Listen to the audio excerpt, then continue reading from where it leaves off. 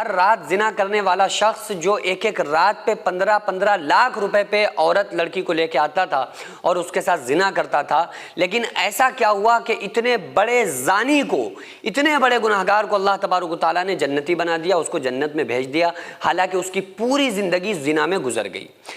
حضرت موسیٰ علیہ السلام کے دور کا یہ واقعہ ہے۔ بنی اسرائیل کا ایک شخص تھا، اور بنی اسرائیل میں وہ شخص اتنا بڑا زانی تھا کہ جب اپنے بچپن کے بعد کی زندگی سے لے کر آخری وقت تک وہ صرف اور صرف زنا میں ڈوبا رہا، اور ہر رات ایک نئی لڑکی کے ساتھ وہ زنا کرتا تھا، یہاں تک کہ اس کی ساری زندگی 35 سال، زیادہ نہیں جیا، اس کی عمر صرف 35 سے 36 سال ہوئی، 35-36 سال میں یہ مر گیا۔ لیکن یہ اپنی یعنی کہ 15 سال کی عمر سے لے کر 35 سال تک اس نے اپنی زندگی زنا میں گزاری، یعنی کہ 20 سال تک ہر رات اس نے زنا کیا۔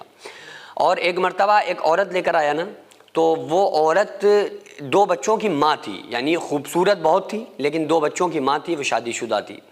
تو اس شخص نے، اس کا نام تھا کفل، تو کفل نے جب اس عورت کو دیکھا تو اس نے کہا کہ آج رات ہم کو یہ عورت چاہیے۔ بہت پیسہ تھا، بڑا پیسہ اس کے پاس تھا، اسی لیے وہ سارے پیسوں کو برباد کر رہا تھا اپنے۔ تو اس لڑکی کو اس نے بلایا اپنے روم میں۔ جب وہ عورت رات میں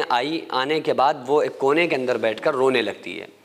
تو جب کفل اس کے آگے بڑھا، اس کی طرف آیا گناہ کرنے کے لیے، زنا کے ارادے سے جب اس کے قریب آیا نا، تو اس عورت کو روتا دیکھ کر پوچھا کہ اے عورت تم کیوں روتی ہو؟ تو وہ عورت کہنے لگی کہ دیکھو میں بدکار نہیں ہوں، میں زانیہ نہیں ہوں۔ تو کہا روتی کیوں ہو پھر؟ کہا کہ مجھے بھوک نے اس مقام پر، اس کگار پہ لا کے کھڑا کر دیا، یعنی بھوک کی وجہ سے میں آج اس کگار پہ آ گئی کہ میں تمہارے ساتھ زنا کرنے پر مجبور ہو گئی، میرا دل نہیں چاہتا یہ گناہ کرنے کا، لیکن بس میرے چھوٹے چھوٹے بچے ہیں، ان کی بھوک کی وجہ سے میں تمہارے ساتھ اس غلط کام کو کرنے کے لیے راضی ہوئی ہوں۔ تو اس کی یہ بات سن کے کفل کے دل پر ایسا اثر ہوا کہ اس کے آنکھوں سے آنسو جاری ہو گئے، اور وہ شخص کہنے لگا کہ اے عورت آج سے تم میری بہن ہو، جاؤ موج کرو، یہ 15 لاکھ روپے بھی تمہیں مبارک، اور میں نے تمہیں چھوڑ دیا، میں آج تمہارے ساتھ ہی نہیں، آج سے کسی کے ساتھ اس غلط کام کو نہیں کروں گا، اور جاؤ آج سے تم میری بہن ہو، آج کے بعد تمہیں کسی بھی چیز کی ضرورت پڑے اپنے بھائی سے مانگ لینا، اور یہ 15 لاکھ روپے لو اور تم جاؤ۔ اس دور کے حساب سے میں بتا رہا ہوں کہ 15 لاکھ روپے بنے اس دور کے اعتبار سے۔ تو وہ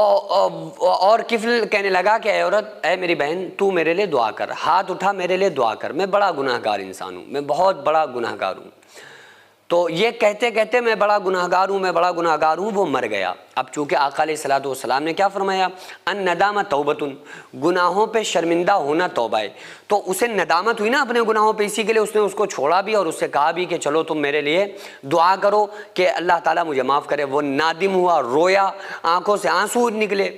لیکن یہ رات میں اندر اس کمرے کے اندر کیا ہوا کسی کو نہیں پتا۔ اس کی موت آ گئی، کفل کے پاس موت کا فرشتہ آیا، روح قبض ہو گئی، وہ انسان مر جاتا ہے۔ تو سارے لوگوں میں اس کے یہ کرتوت مشہور تھے کہ بہت بڑا گناہ گار ہے، بہت بڑا زانی ہے۔ تو اب بھائی ظاہر سی بات ہے کہ ایسے گناہ گار کا جو سارے لوگوں میں بدکار مشہور ہے، اس کا نماز جنازہ کون پڑھے گا؟ کوئی اس سے بولنا پسند نہیں کرتا تھا، اچھا انسان، تو اس کا جنازہ کون پڑھتا؟ تو اب میرے اللہ نے کیا کیا، اس کے دروازے کے اوپر، کفل کے دروازے کے اوپر لکھا کہ اللہ تعالیٰ نے کفل کو معاف کر دیا، بڑی بڑی نورانی سطروں کے اندر اللہ تعالیٰ نے یہ لکھا۔